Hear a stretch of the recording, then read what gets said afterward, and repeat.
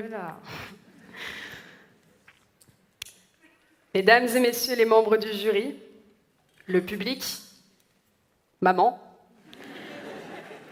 aujourd'hui est un grand jour.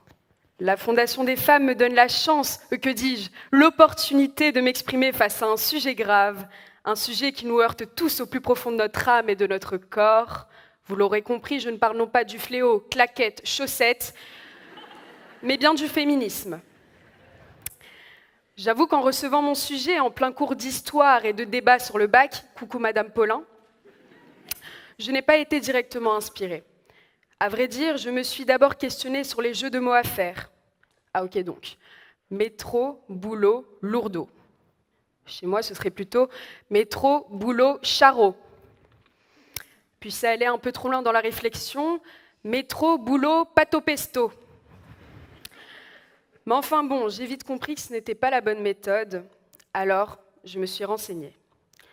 D'après l'Express, 100% des femmes ont déjà été harcelées dans les transports. 100%. Cela vous paraît trop gros ? Fermez les yeux, mesdames. Souvenez-vous de ce regard déplacé lorsque vous portiez cette jolie robe rouge, de ces mains mal placées lorsque le métro était blindé, de ces paroles sexualisées lorsque l'on vous interpellait. 100%, mesdames et messieurs. Ce à quoi l'État ou je ne sais quelle organisation privée répond par des campagnes de sensibilisation, ma foi, peu ordinaires. On y voit des femmes tenant une barre de métro apeurée, jusque-là c'est réaliste, mais à l'arrière, un décor puisé de l'imaginaire. On y voit des ours, des requins, des panthères, une forêt, Jacques Chirac en tongs. Non mais la campagne, elle est clairement digne d'un Spielberg. Mais je crois qu'ils ont oublié un léger détail. Mais un léger, hein. Aucun homme n'apparaît à l'affiche. Aucun.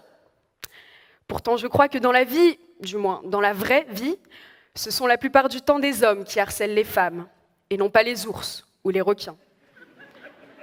Ni même Jacques Chirac en tongs, mais bon, ça c'est donc cela qui m'horrifie. Ça, et ces hommes qui sont la cause principale de toute cette hégémonie. Pour tenter d'expliquer ce phénomène d'harcèlement, j'ai essayé d'imaginer ce que cela pouvait donner dans leur tête. C'était genre « Ah, mais quel beau temps! Et si j'allais me frotter à quelques femmes dans le métro ?»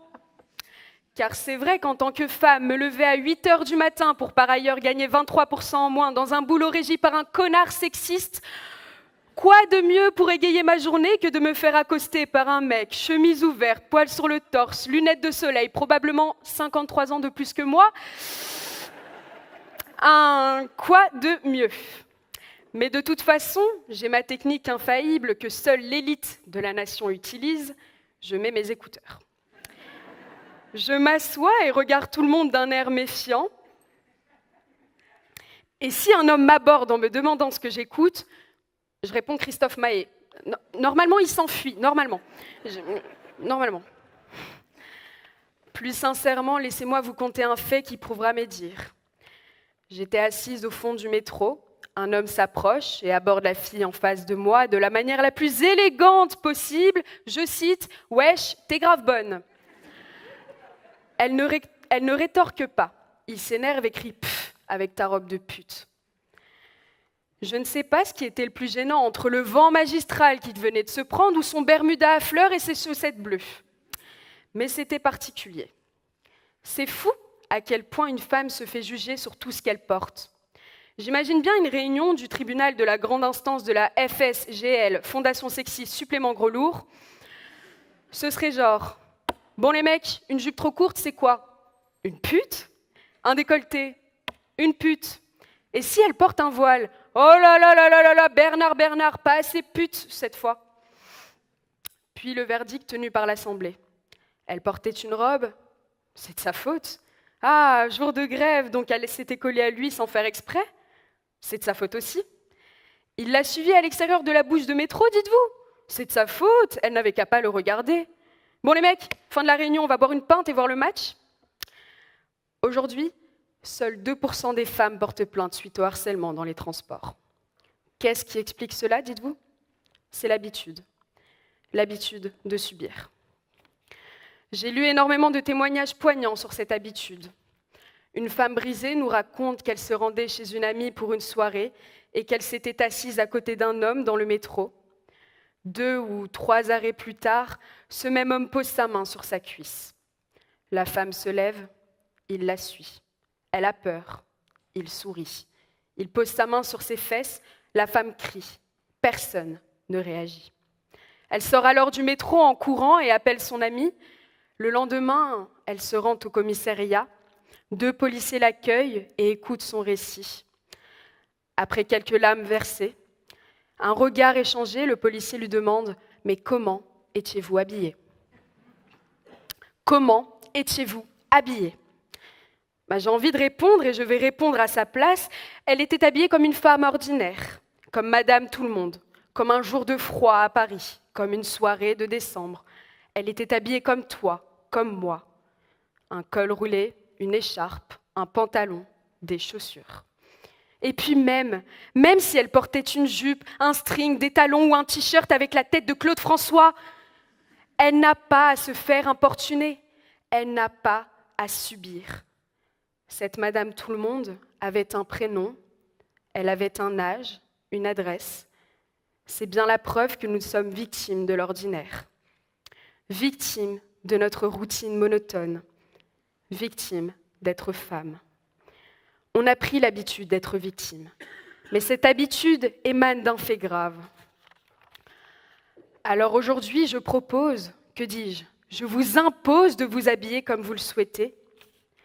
Robe courte, débardeur, pas de soutif, des talons, faites-vous plaisir, car ce n'est pas à vous de changer, c'est au harceleur. Parce qu'encore aujourd'hui, aucun d'entre eux ne s'est dit « Oh là là, j'avoue que 100% des femmes qui se font harceler dans le transport, ça commence à faire beaucoup du coup. »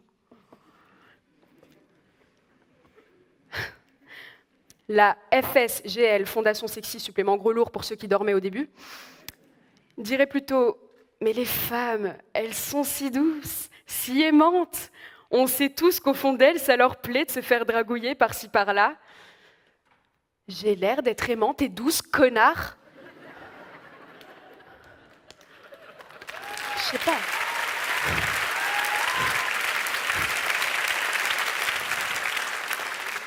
Bon, mis à part que le mot dragouiller n'est plus utilisé depuis 1829, je dirais que personne n'aime se faire importuner. Personne. Bon, à part Catherine Deneuve, mais qui prône une liberté d'importuner. Mais on lui pardonne. Pour finir en beauté, femmes et hommes, levez-vous et criez-le. Nous voulons être libres, nous voulons cette paix, nous voulons oublier cette peur qui nous hante au plus profond de notre âme du « que vais-je encore subir demain dans les transports ?» Le harcèlement a des limites, mais la liberté de s'exprimer n'atteint jamais son paroxysme. Alors à présent, lorsque vous rentrerez en métro dans la plus idyllique ligne de Paris, la ligne 13, pensez à tout cela. Pensez et agissez, car chaque jour, notre combat évolue, grâce à vous, grâce à nous, grâce à toi et grâce à lui. Et comme disait ma grand-mère, qui va faire la vaisselle là? Parce que nous, on fait la révolution.